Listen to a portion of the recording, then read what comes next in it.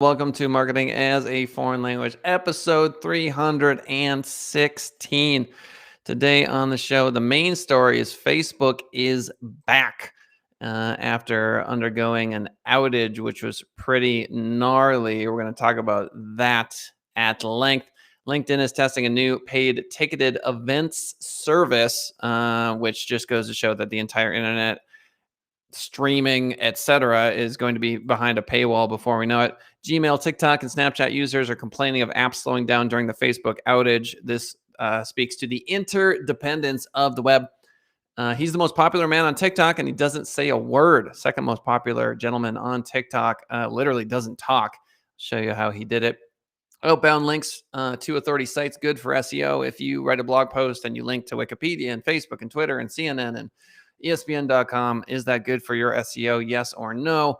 And best SEO strategies to prepare for 2021 holiday season, all that and more on the show today. Let's start with the main story of the day, which is Facebook apologizing for a mass outage. So I speculated yesterday that it could have been an attack of some sort.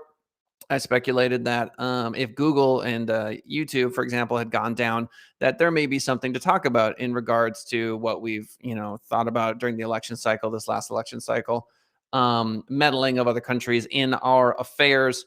According to Facebook, and this is coming from the VP, or one of the VPs, VP of Infrastructure, Santosh Janardhan, he says that there was a, quote, configuration change on the backbone router.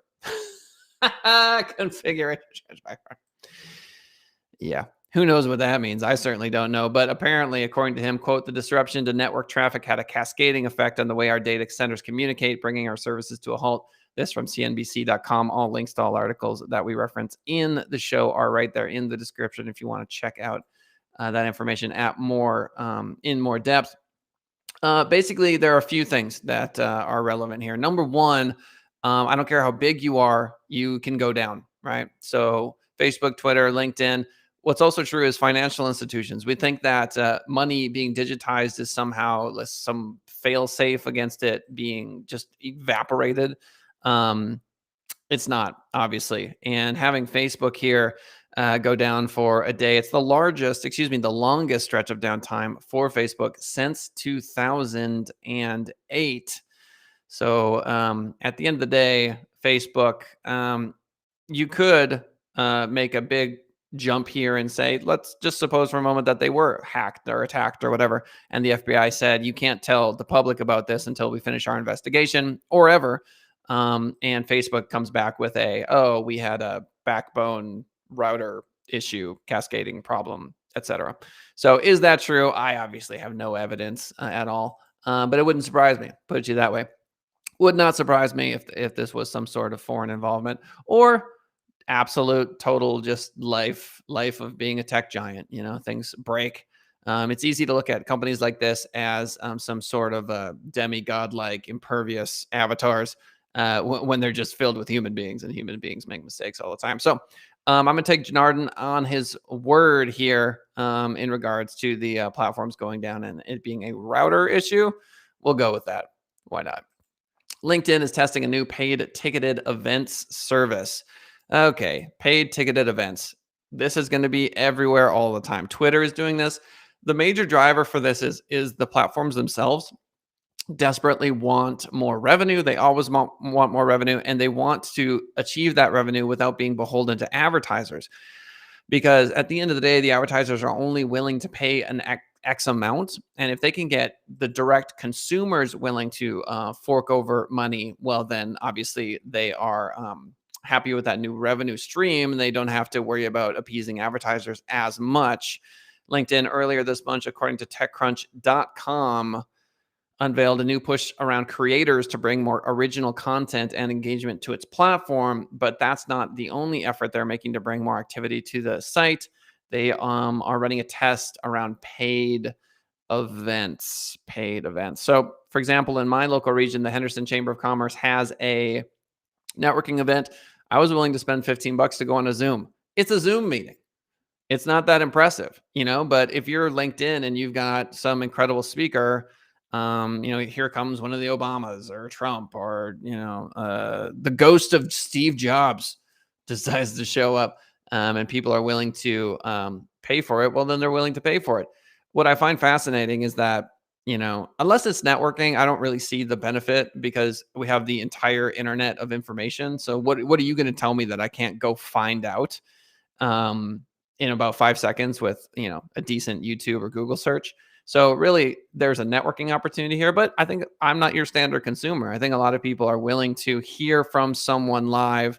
$5, $10, $15 is not out of the question. I'm sure a lot of these events will get way up there. I don't know if I'm not coachable. There's one guy asked me, "Are you coachable?" Because I keep talking to all these coaches and these speed networking events that I do. But he's like, "I do masterminds, and these people pay 10,000, 20,000, 40,000. I mean, people are forking over some serious cash for what they think are the secrets, and perhaps for them that is the path. For me, not historically. But anyway, LinkedIn rolling out ticketed events. It's going to be a revenue driver for them for sure. And really, what are they doing? They're simply just adding a revenue stream. It's that easy for them. Hey, creators, use these ticketed events. We take a cut. End of story. The platform itself is kind of already designed to host these events. And even if it needs some work on that front, it's going to be well worth it for them because of their massive, massive audience.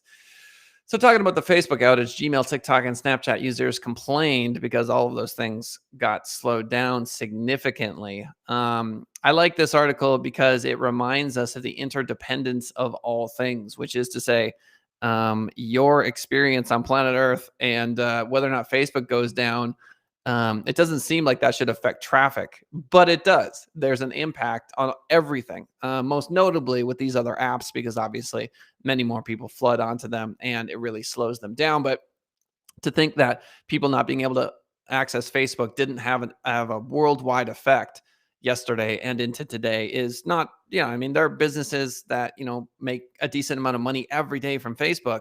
When it goes down, they lose that money. They, so now today they're scrambling to run more ads, less ads, this, that, etc. So the interdependence of all creation, if you don't like that word, of the universe, of the manifestation of nothingness into somethingness. There you have it. It's interconnected. He's the most popular man on TikTok, and he doesn't say a word. CNN.com. Kabane Kabilame, the second most followed person on TikTok at the Venice International Film Festival, putting up his hands going, I don't know how I got here, bro. Lame is how you pronounce it. He's got 114 million followers.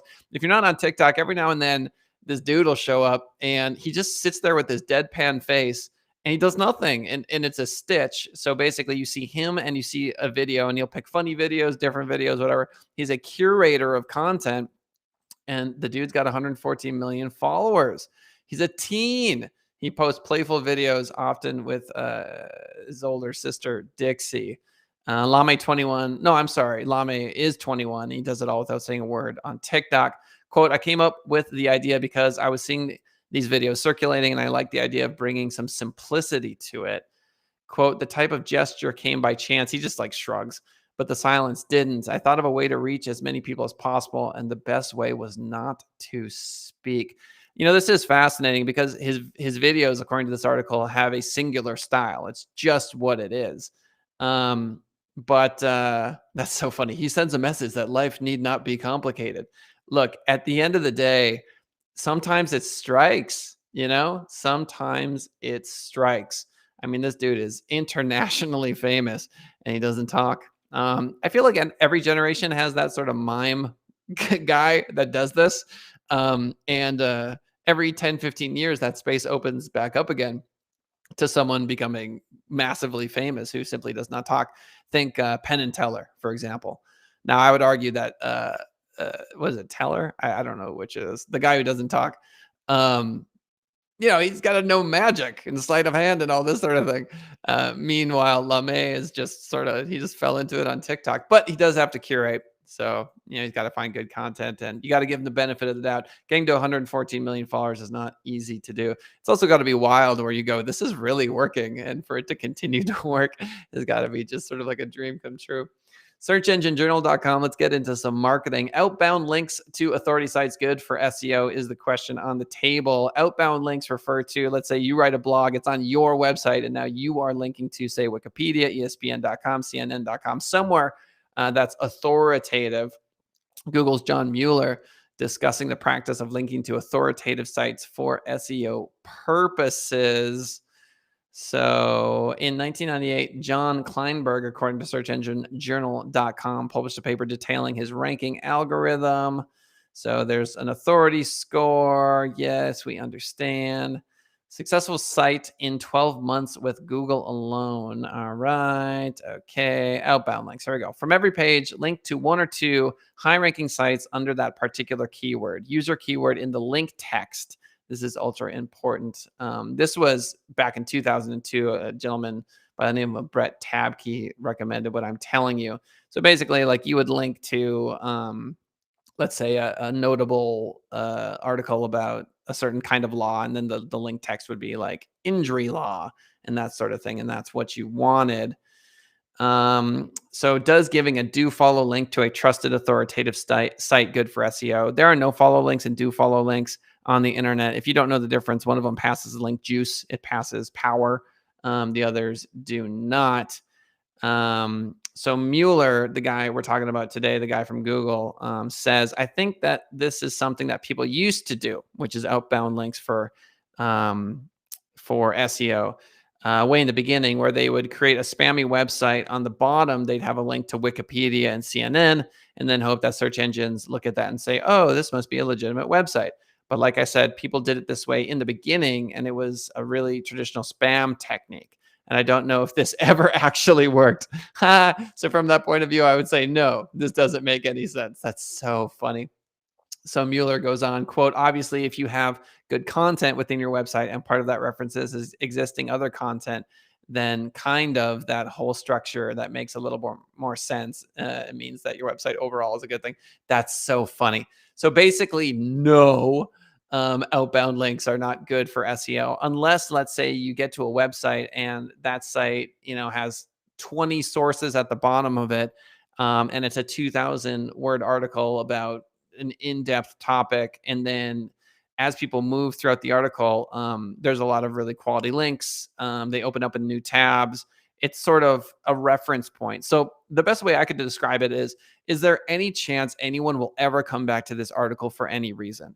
That's a great way of putting it. Like if you have an article that's so good that people will go to it, it'll help them the first time they go to it, and there's a reason to come back to it, and it'll help them the second time they come back to it, and then they forget it, and there's a third. Like, that's an excellent piece of content. Now, whether that will be clickable on Facebook is a good question. Whether that's searchable on Google is another good question.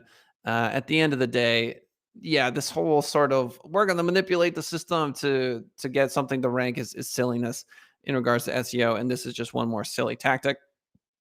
Excuse me. Outbound links to authority sites. Good for SEO. That's how you know we're live. TechRadar.com. Best SEO strategies to prepare for 2021 holiday season. Botify's Adrian Menard lays down 5 steps to holiday sales bliss. Oh, great. Here we go. E-commerce website Vibes. 1, internal linking and cross linking. So an internal link obviously is let's say you write a blog post and then the link takes them to the homepage or it takes them to another page. If you write a Christmas piece of content, for example, a Hanukkah piece of content, a Kwanzaa piece of content, and you link them to specific products in that page, that makes a lot of sense. Sitemaps. Oh, here we go. Literally, the article says, before you start to roll your eyes at how obvious this may be, we have worked with many websites that do not have correct sitemaps. We often see sitemaps that are outdated, missing valuable pages, not set up to update, or contain pages that waste crawl budget. Sitemaps can play a critical role. Okay, that seems pretty old school. Number three, this might be something to dive into. Structured data is a great way to inform search engines about the meaning or context of a page by providing specific bits of information, such as the author's name for an article, address of your business, or price of a product. If you're unfamiliar with schema, this is something you can take a look at. If you have a WordPress website, you can add a plugin that allows you to add schema markup. If you're really good at this, you can get what's called a rich snippet. So if you search for whatever before the organic and paid listing our results even show, the rich snippet result will show at the very, very top. It's in a box, and you definitely want to rank there if you can. Schema markup can get you there. That's using structured data. And yeah, ladies and gentlemen, marketing as a foreign language 316. That's the episode we're on. Facebook apologizing. Okay, we get it. Was this some sort of international intervention, and do they have to keep quiet about it? Perhaps. Was it just a bumble? Yeah, probably. Um, it has a ripple effect. Folks on other apps and TikTok, Snapchat users, those sorts of things, complaining about it. Why? Because the entire universe is interconnected. LinkedIn testing a new paid ticketed event service. Yep. Everywhere you turn, it's going to be pay to play. The ads are so obnoxious if you don't. I don't know if you have a YouTube Premium or not, but without it, it's like YouTube is unwatchable with the amount of ads you have to suffer through. I just pay the $12 or whatever it is. And then there are still ads because there are ads all the time, obviously, in the shows themselves. If you think you need to be, some sort of incredible musician to make it on TikTok, the second most followed person on TikTok with over 100 million followers does not say a word. Let that be an inspiration to you. All right, outbound links to authority sites good for SEO? No, not really. Quality content is. And, the holidays are coming. Start thinking about that holiday marketing. Ladies and gentlemen, thanks for swinging by the show today. YouTube.com/Send It Rising. To the folks who listen to us on Spotify and iTunes, hey, I really do appreciate those downloads. If you want to do me a solid, you can go back and download a bunch of the older episodes. It really helps with us getting out there, spreading the word, that sort of stuff, just literally the number of downloads that you're doing. So if you want to do me a solid, you can do that. If you have any questions for me personally, info@senditrising.com, info@senditrising.com. You can get a hold of us. Thank you so much. Final plug would be that, yep, I own Send It Rising Internet Marketing. Do you know anyone who wants a website, wants TikTok consulting? Because we literally do that. Pay-per-click, LinkedIn ads, Facebook ads, SEO, blogging, and more. Give us a ring, or that email that I just mentioned is a good place to reach us. Thanks so much. We'll see you for the next episode. Bye for now.